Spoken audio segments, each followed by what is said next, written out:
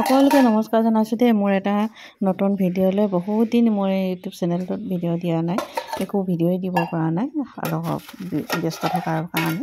আৰু ভাবিছোঁ আজি এটা ভিডিঅ' দিওঁ আৰু কিনো দিম, ভাত খোৱাৰ বাহিৰে।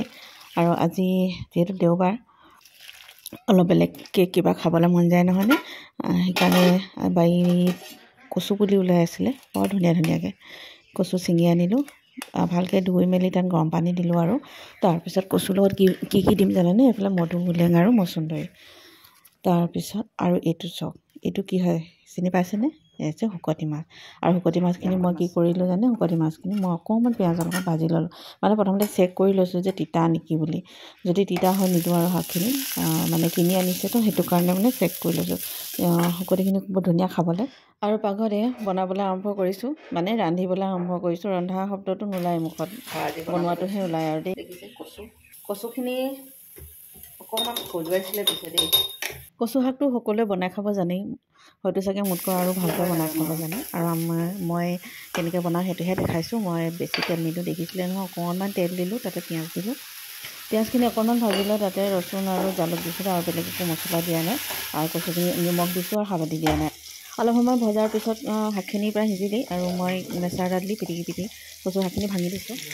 এই লোকেল মাছবোৰ সেইকাৰণে বেয়া পাওঁ, এইবোৰ দেখিছোঁ উঠি যায়, ভালকৈ নিসিজা আগতে লাগে এইবোৰ মাংসত দিবলৈ বেয়া ন।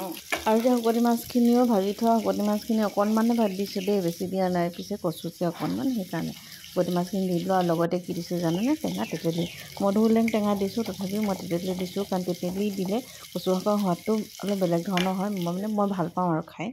আৰু এতিয়া দুপৰীয়া ভাত খাবলৈ লৈছোঁ। বনালোঁ কচু পিটিকা, কচু আৰু কি দিছিলোঁ, ভিডিঅ'টো যদি চাইছে গম পাইছে। আৰু ইয়াৰ কাৰণে আছে মাংস খাইছে, আৰু মাছ আছে, ভেন্দি আছে, ভেন্দি খাই ভাল পায়, ভেন্দি খা। তাৰপিছত আমাৰ কাৰণে এই কচু পিটিকা, দাল আছে, আৰু সিমানেই। আৰু গৰম লাগিলেই ন, বতৰটো ৰ'দ দিলে অকণ গৰম উঠে, আজি অকণ গৰম লাগিছে। তো আমি খাই লওঁ, খাই লৈ জনাই আছোঁ কচু পিটিকা কেনেকুৱা হৈছে।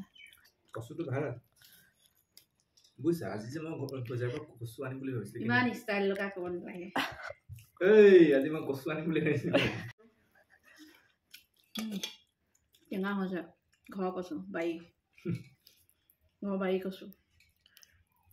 আৰু তেতেলী খাই মোৰ ভাল লাগে। শুকতি গোন্ধ ইমান ওলোৱা নাই, আৰু অলপ বেছিকৈ দিব লাগিব। খজুৱাব বুলি ভাবিছিলোঁ, খজুৱা নাই কিন্তু কচুখিনি ন, ভাল হৈছে। আৰু শুকতিটো কিনি আনিছিলে বজাৰৰ পৰা, শদিয়া শুকতি হয় ন, বেয়া নহয়, খালি অলপ জ্বলা আছে। আমি জ্বলা নাখাওঁ যে, সেইটো কাৰণে মানে অকণমান দিগদাৰ, আৰু তথাপি মেনেজ কৰিব লাগিব। আৰু ভিডিঅ'টো যদি ইমানখিনিলৈকে চালে লাইক কমেণ্ট কৰিব আৰু দেই।